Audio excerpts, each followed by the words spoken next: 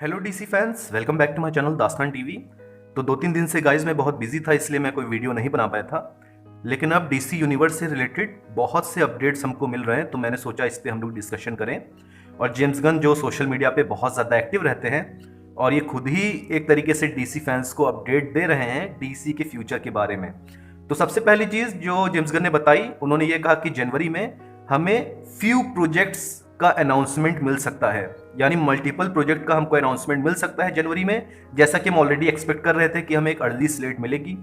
और ये जो अनाउंसमेंट होने वाले हैं जनवरी में, इसमें आप जानते ही हैं कि सुपरमैन का रिबूट तो शामिल ही होगा और इसके अलावा भी हमको कई सारे प्रोजेक्ट्स का अनाउंसमेंट मिल सकता है। मैं उम्मीद कर रहा हूं कि सुपरमैन के रिबूट का अनाउंसमेंट तो आएगा ही आएगा, और हो सकता है ग्रीन लैंटर्न के प्रोजेक्ट का भी अनाउंसमेंट हमको मिल जाए, क्योंकि आप जानते हैं ग्रीन लैंटर्न के प्रोजेक्ट की डिमांड काफ़ी पहले से है। अच्छा, सुपरमैन रिबूट जो है, इसके ऊपर मैं सेपरेट वीडियो बनाऊंगा जिसमें हम लोग ये डिस्कशन करेंगे कि क्या इन्फॉर्मेशन फिलहाल हमको मिल चुकी है और हम क्या एक्सपेक्ट कर सकते हैं इस मूवी से। तो सुपरमैन रिबूट पे मैं एक सेपरेट वीडियो बनाऊंगा। लेकिन ये चीज़ जेम्स गन ने डबल कंफर्म अब कर दी है कि भैया जनवरी में हमें कुछ ना कुछ अनाउंसमेंट मिलेंगे फ्यूचर प्रोजेक्ट से रिलेटेड।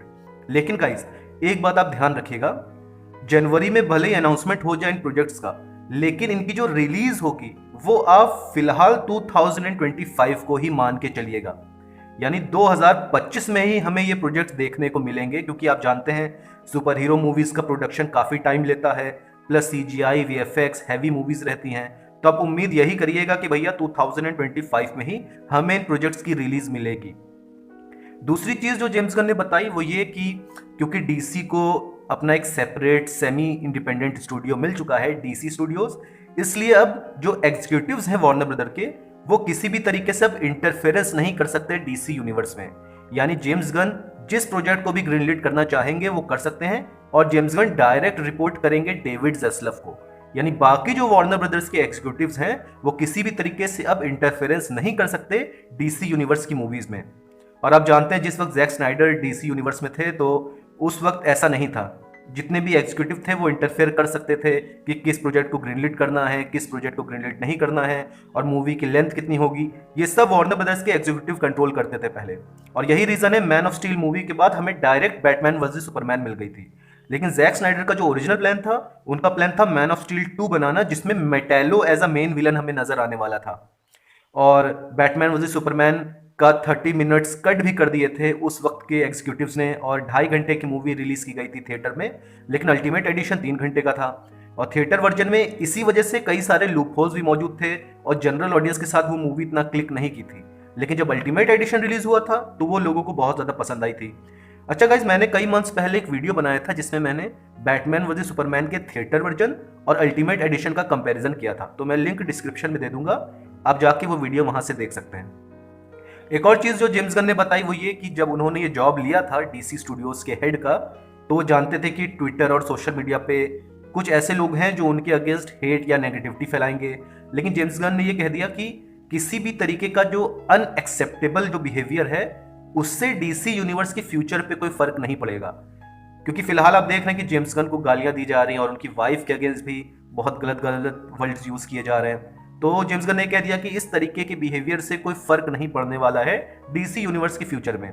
और मैं भी जेम्स गन से यही कहूंगा कि इन ट्विटर विटर के चक्कर में आप ना पड़िए, क्योंकि ट्विटर और हैशटैग के ही चक्कर में पड़ के बैटमैन वर्सेस सुपरमैन के बाद जस्टिस लीग में कॉमेडी भरी गई थी। क्योंकि ट्विटर पे क्रिटिक ब्लॉगर ने ये लिखा था कि भैया डार्क क्यों है इतना डीसी यूनिवर्स, इसमें कॉमेडी डालो, कॉमेडी डालो।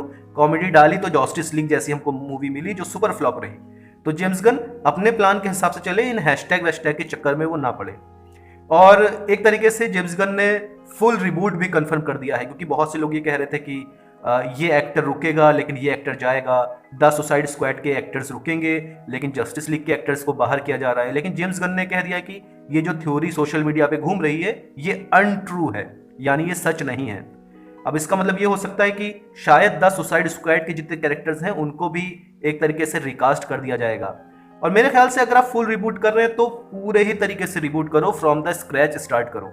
लेकिन फिर भी गाइस, मुझे ऐसा लग रहा है कि ब्लू बीटल का जो कैरेक्टर है वो हमारे न्यू डीसी यूनिवर्स में रह सकता है, क्योंकि जो रिपोर्ट्स निकल के आई थी अर्ली स्क्रीनिंग से उसमें हमें ये पता चला था कि ब्लू बीटल मूवी में कोई अदर डीसी सुपर हीरो नजर नहीं आया है, केवल उनके रेफरेंसेस हुए हैं। तो अगर उन रेफरेंसेस को कट कर दिया जाए तो जो आपकी ब्लू बीटल मूवी है वो एक तरीके से स्टैंड अलोन मूवी बन जाती है।